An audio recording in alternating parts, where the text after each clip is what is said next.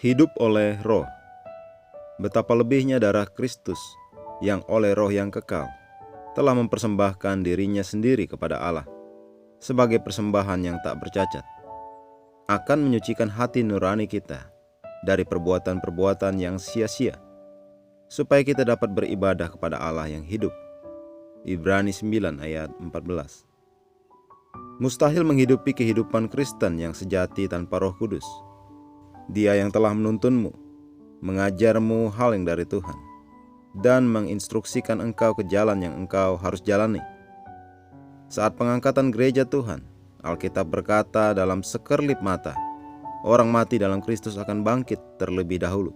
Kemudian kita yang hidup dan selebihnya akan terangkat menyusul mereka untuk bertemu dengan Tuhan di angkasa.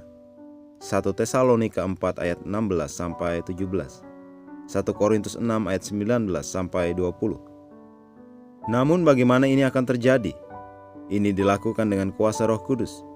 Kita ada dalam hari-hari terakhir, dan lebih dari sebelumnya, Tuhan memanggil manusia untuk bertobat, terlepas dari kehancuran, kebencian, pembunuhan, kematian, kejahatan dan kekerasan di dunia saat ini yang dikerjakan oleh setan.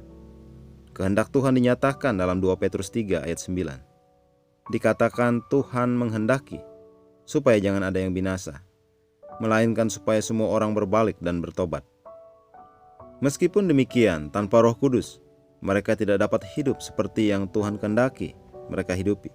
Hidup memuliakan dan mempersembahkan hormat kemuliaan Tuhan adalah dengan kuasa Roh Kudus. Dia sajalah yang dapat membawa manusia ke dalam pertobatan dan mengakui kebenaran keselamatan dalam Kristus Yesus.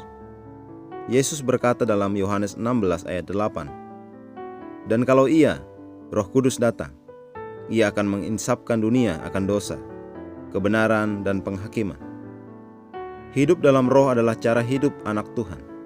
Hidup dalam Roh adalah jalan kesuksesan, kemenangan dan kemuliaan yang semakin besar. Jadi dalam hidupmu jangan abaikan Roh Kudus.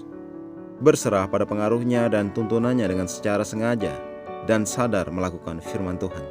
Dialah yang memiliki cetak biru kesuksesanmu. Dia menciptakanmu dan mengenal segala sesuatunya dalam hidupmu dan masa depanmu.